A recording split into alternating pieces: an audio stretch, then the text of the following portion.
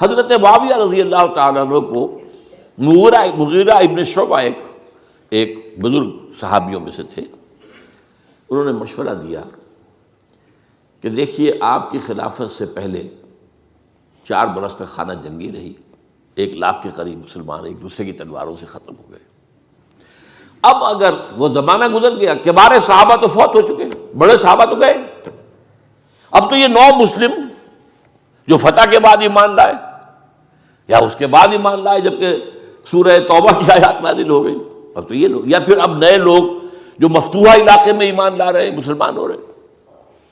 لہٰذا اب وہ جو مسلمانوں کا ایک نظام خلافت راشدہ کا تھا، اگر اس کے پیچھے کسی مضبوط قبیلے کی طاقت نہ ہو تو وہ مرکزیت قائم نہیں رکھ سکے گا، لہٰذا آپ یزید کو اپنا ولی عہد مقرر کر دیں۔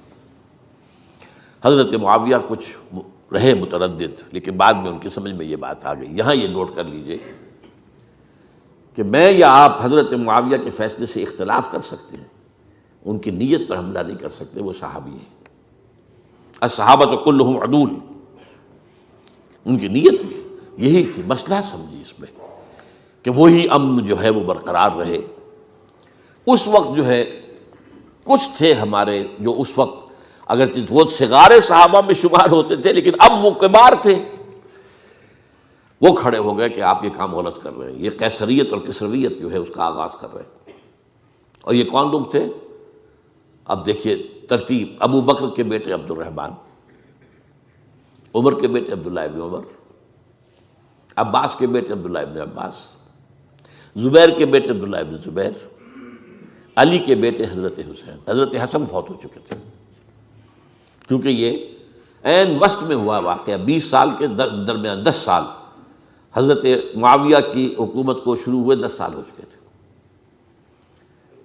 میری جو تحقیق ہے یا مطالعہ اس کے مطابق تو یہ ہے کہ حضرت عثمان نے مصلحت سے، حضرت معاویہ نے مصلحت سے کام لیا اور ان پر جبر نہیں کیا، لیکن انہی ندوی صاحب نے کچھ لکھا ہے کہ بالجبر بھی ان سے بیعت لے لی، بیعت ولی عہدی۔ مجھے اس سے اختلاف ہے، یہ حضرات ایسے نہیں تھے کہ جو بالجبر بیعت کرنے والے ہوں، میں اس کو ماننے کو تیار نہیں ہوں۔ بہرحال یہ حضرت، میرے نزدیک حضرت معاویہ نے جبر نہیں کیا، زبردستی نہیں کی، لیکن جب حضرت معاویہ کا انتقال ہو گیا، اب جو ہے معاملہ یہ پیدا ہو گیا کہ اب بیعت کریں نہ کریں تو پھر جو ہے باغی شمار ہوگی۔ عبد الرحمن ابن ابو بکر رضی اللہ تعالی عنہما وہ فوت ہو چکے تھے، اب 4 رہ گئے تھے، عبداللہ ابن عمر، عبداللہ ابن عباس، یہ دونوں تھے جو عمر میں بڑے تھے، عبداللہ ابن زبیر اور حسین ابن علی رضی اللہ تعالی عنہ۔ ان چاروں نے کہا کہ کام غلط ہوا ہے یہ، لیکن اس کے بعد ایک تفریق ہو گئی۔ یہ جو دونوں بزرگ تر تھے، حضرت عبداللہ ابن عمر، عبداللہ ابن عباس، ان دونوں نے کہا کام تو غلط ہے لیکن ایسا نہیں ہے جس کی بنا پر خونریزی کرائی جائے، مسلمانوں کا خون بہے، بغاوت کی جائے، ایسا نہیں۔ مطلب یہ کہ اس کے اندر مصلحت کا تقاضا یہ ہے کہ اس وقت جو ہے اس کو تسلیم کر دیا جائے۔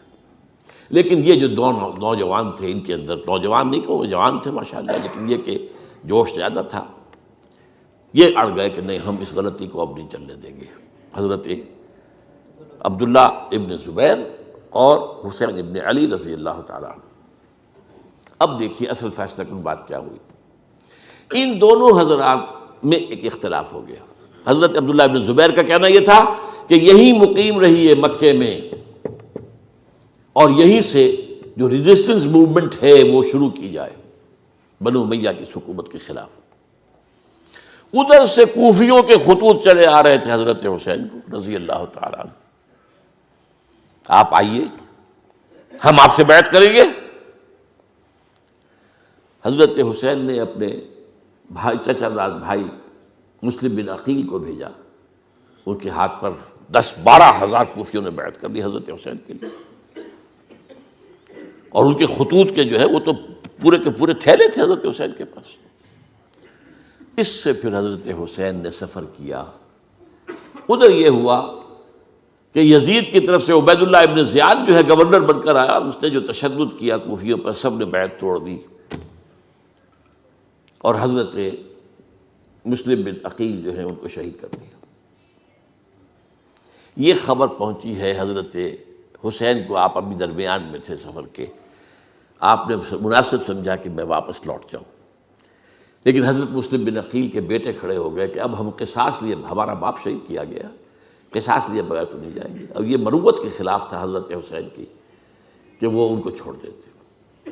یہ وجہ ہے کہ وہ حادثہ پیش آیا، اور اس میں بھی اصل وجہ میں بتاتا ہوں، وقت جو ہے ختم ہو گیا ہے۔ وہ یہ ہے کہ حضرت حسین نے جب وہ لشکر تھا کوفیوں کا، کوفی تو آئے تھے نا، وہی کوفی جنہوں نے بیعت کی تھی، وہی بیعت توڑنے والے تھے، وہی لشکر میں آئے تھے حضرت حسین کے خلاف۔ حضرت حسین نے وہاں عین میدان جنگ میں اعلان کیا، دیکھو فلاں ابن فلاں، یہ تمہارا خط ہے کہ نہیں، تم نے مجھے بلایا، دیکھو فلاں ابن فلاں، تم نے مجھے دعوت دی تھی کہ نہیں، یہ دیکھو میرے پاس تمہارے خطوط جو ہیں تھیلے بھرے ہوئے موجود ہیں۔ اب انہیں اندیشہ یہ ہوا کہ اگر حضرت حسین کو کسی طرح بھی یزید تک پہنچ جانے دیا گیا تو ہمارا جو ہے بانڈا پھوٹ جائے گا، پھر ہماری خیر نہیں۔ ورنہ حضرت حسین نے کہا تھا، دیکھو یا مجھے واپس جانے دو، یا مجھے سرحدوں کی طرف جانے دو، میں کفار کے ساتھ جہاد کرتے ہوئے اپنی زندگی صرف کر دوں گا، یا مجھے یزید کے پاس جانے دو، میں اس کے ساتھ اپنا معاملہ کر لوں۔ انہوں نے کہا کہ اگر یزید تک ان کی رسائی ہو گئی تو پھر ہماری خیر نہیں۔